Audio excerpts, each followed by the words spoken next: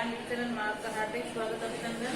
हम पढ़ रहे हैं कक्षा 8 की जो आपकी सेकंड बुक है जिसका नाम है भारत की खोज और इसके लेखक है पंडित जवाहरलाल नेहरू। और आज हम शुरू कर रहे हैं तो पहला अध्याय है आपका अहमदनगर का किला। तो इसमें सबसे पहले हम जो लेखक हैं पंडित जवाहरलाल नेहरू उनका जन्म देखते हैं या जीवन परिचय, और उसके बाद में पढ़ेंगे उनकी जो यहाँ उन्होंने अहमदनगर किले के अंदर ही जेल थी, उस जेल की जो यात्रा की थी उसका वर्णन आपको यहाँ मिलेगा। तो सबसे पहले जीवन परिचय में जवाहरलाल नेहरू जी का जन्म होता है 14 नवंबर 1889 ईस्वी के अंदर, और इसको जो बच्चे वगैरह थे चाचा नेहरू के नाम से पुकारते थे, और 14 नवंबर को बाल दिवस के रूप में भी मनाया जाता है। और स्थान जन्म होता कहाँ है? इलाहाबाद के अंदर। और पिता थे मोतीलाल नेहरू और माता का नाम है स्वरूप रानी, और इनके एक पुत्री थी जिनका नाम था इंदिरा गांधी प्रियदर्शनी, और पत्नी का नाम कमला नेहरू। और ये निधन देते तो 17 मई 1964 के अंदर। और ये नेहरू जी के बाद में काफी जानकारी है जो हम सभी परिचित है। भारत स्वतंत्र भारत के प्रथम प्रधानमंत्री रहे, और इनकी जो पुत्री थी वो भी प्रथम महिला प्रधानमंत्री रही। तो इन्होंने जो यहाँ अहमदनगर किले के अंदर ये जो यात्रा बता रहे हैं नवीन जेल यात्रा थी, उसका वर्णन किया गया है। क्या क्या यहाँ कार्य करते थे, और एक कार्य के बाद में उन्होंने जैसे खुदाई वगैरह कार्य किया जाता था। खुदाई रोकने के बाद वो कमल हाथ में लेते हैं, वो लेखन कार्य करते हैं। और जो ये आपकी किताब है भारत की खोज, उसी उन्होंने इसी जेल में उनको लिखी। तो शुरू करते हैं अहमदनगर का किला। तो अहमदनगर के किले की जो आपको डेट है बताई गई 13 अप्रैल 1944 की बात है बताई जा रही है। वैसे लेखक ने लगभग 3 साल इसी किले में बिताए थे, 42 से लेकर 45 तक, 1942 से लेकर 45, 3 वर्ष इसी किले में।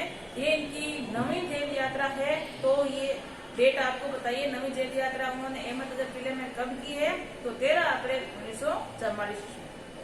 तो ये मेरी नवी जेल यात्रा है। नेहरू जी कह रहे हैं कि जो अहमदनगर के किले की जेल में हम आपको सभी को ही पता है कि जो हमारे राष्ट्रपिता थे महात्मा गांधी, उनके सहयोगी के रूप में विशेष कार्य पंडित जवाहरलाल नेहरू कर रहे थे। और देशभक्ति के लिए या देश को आजाद कराने के लिए उनको काफी बार जेल की यात्राएं करनी पड़ी थी। इसी में से ये भी यात्रा है।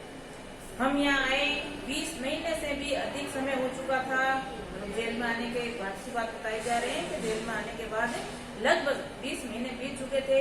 जब हम यहाँ पहुंचे तो अंधियारे आकाश में झिलमिलाते दूज के चांद से हमारा स्वागत किया गया। लेखक जो यहाँ आए थे तब बात बताए, वो चांद को अपना साथी बनाया है या सहचर्य बताया है।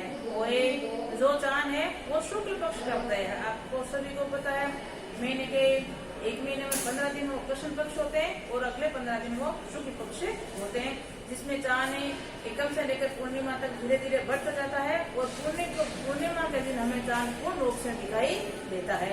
और उधर देखें हम कृष्ण पक्ष की ओर, तो एकम को चांद पूरा धीरे धीरे घटता अमावस्या का दिन आकाश में नजर ही नहीं आता है। तो ये जो अभी बात बताई जा रही है जवाहरलाल नेहरू जी द्वारा, जो शुक्ल पक्ष की कह रहे हैं, कहते हैं कि वो चांद की झिलमिलाती दूसरा चांद काफी छोटा नजर आ रहा है, तो उसी चांद ने हमारा स्वागत किया है। कहने का तात्पर्य जेल में जो हमारा साथी था, सहचर था, वो चांद ही था। शुक्ल पक्ष शुरू हो चुका था। तब हर बार जब नया चांद उगता है तो मुझे याद दिलाता है कि मेरे कारावास का 1 महीना और बीत गया है। मतलब आपको पता ही है कि 15 दिन कृष्ण पक्ष शुक्ल पक्ष जो लेकर के जब पूर्णिमा आती है तो हमें पता चल जाता है यह समय का कि 1 महीना हमारा जेल के अंदर बीत गया है।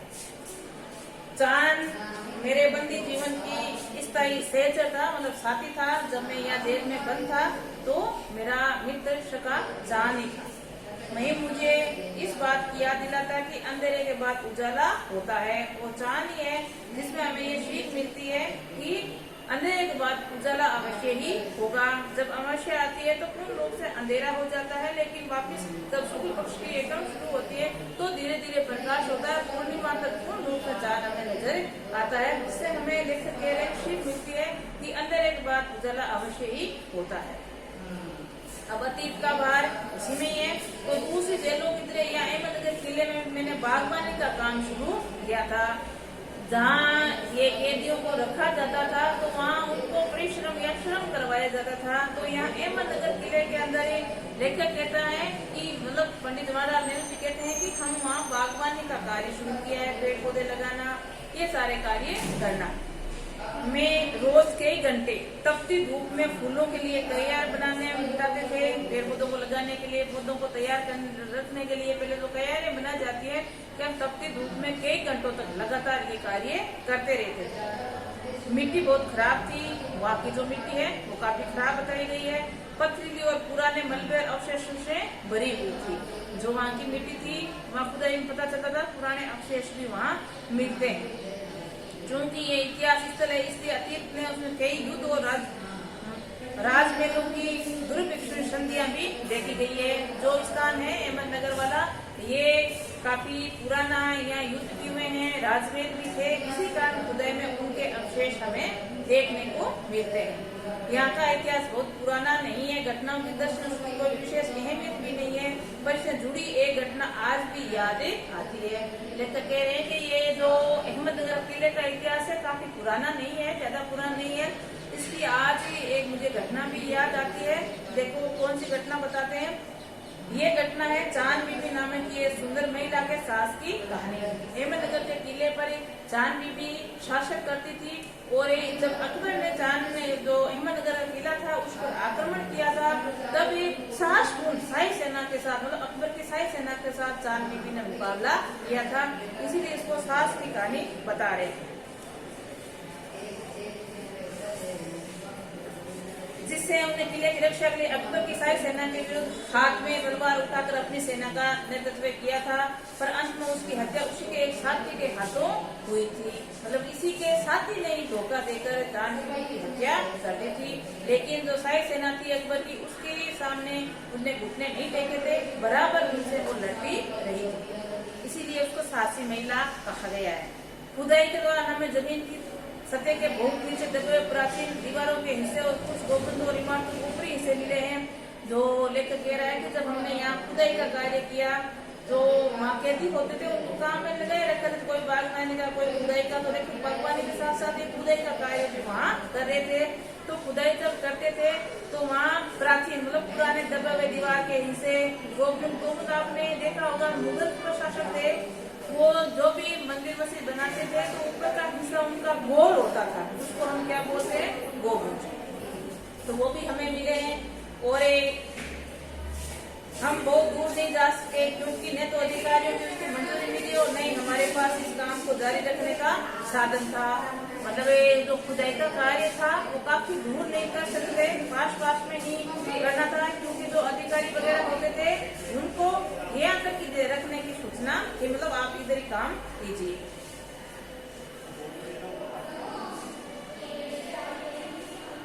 अब मैंने कुदाल छोड़कर हाथ में कमल उठा ली है। अब ये जो वहाँ अंग्रेज अधिकारी गण थे उन्होंने खुदाई करने से रोक दिया गया या मना कर दिया, इसलिए लेखक कहता है कि कुदाली ये एक जो खुदाई करने के औजार हैं उनको रखकर मैंने क्या हाथ में ले ली है, कमल उठा ली।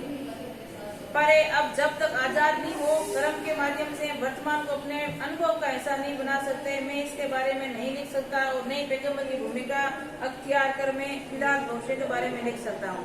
अब लेखक के मन में एक विचार आया है, लिखे किसके बारे में, अभी जो वर्तमान चल रहा है उसके बारे में नहीं लिख सकते और आने वाला समय मतलब भविष्य काल है उसको भी मैं नहीं लिख सकता क्योंकि मैं ईश्वर तो हूँ नहीं, पैगंबर है मैं ईश्वर नहीं हूँ। आगे क्या घटनाक्रम होगा, क्या घटित होगा वो मैं नहीं जान सकता। इसलिए लेखक ने क्या सोचा है, जो अतीत है बीत गया है पास्ट, उसके बारे में लिखना चाहते हैं। पास्ट के बारे में जैसे ये चांद बीबी की कहानी बताई, तो इस प्रकार का वो पास्ट का इतिहास लिखना चाहते हैं।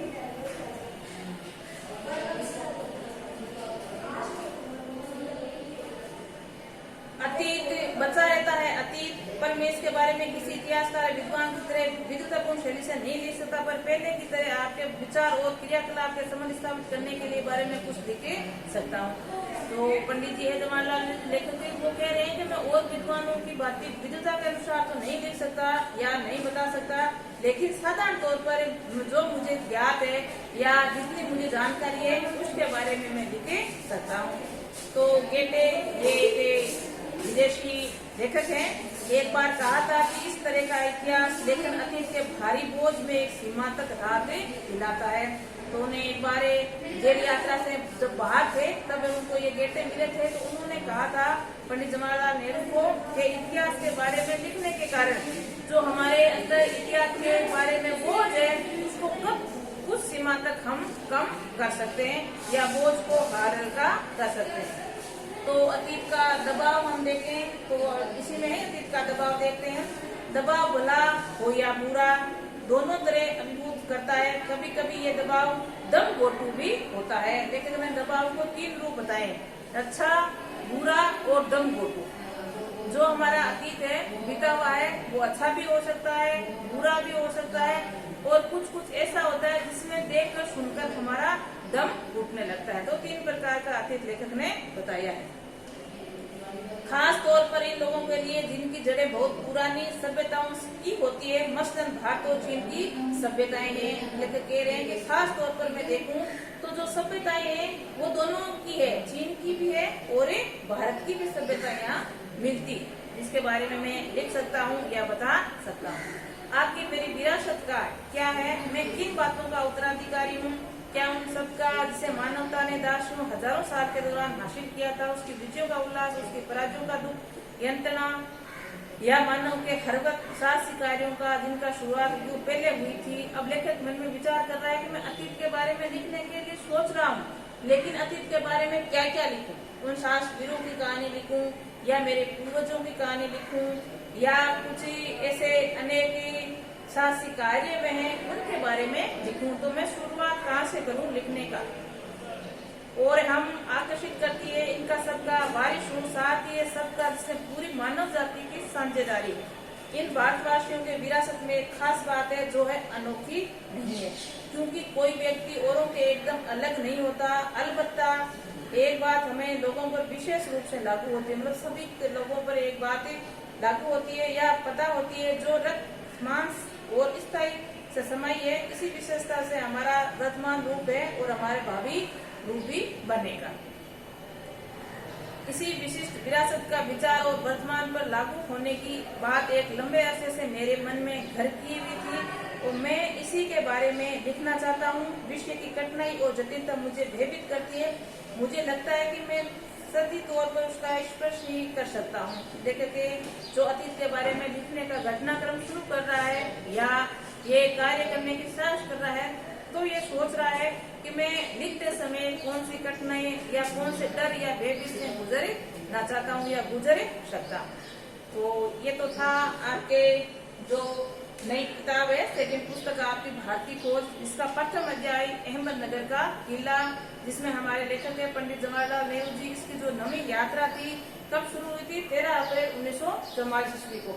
उसी का घटनाक्रम बताया है, क्या क्या कार्य करते थे, और जब ये सरकार की ओर से जो खुदाई का कार्य है वो रोक दिया गया तो उन्होंने लेखन कार्य शुरू किया है। और लेखन कार्य में क्या लिखें उस पर विचार करने के बाद वो अतीत का लिखने की सोच रहे हैं, वर्तमान भविष्य को छोड़कर अतीत के बारे में लिखने की सोच रहे हैं। तो अतीत के बारे में क्या लिखें, साहसी वीरों की कहानी लिखें या अपने पूर्वजों का जो कार्य है वो लिखें, तो ये लेखक सारी बात सोच रहे हैं। तो अहमदनगर का किले का इतिहास यहाँ समाप्त होता है। कल हम नया इनका चैप्टर लेंगे, तलाश, वो कल पढ़ेंगे। तो आज के लिए इतना ही।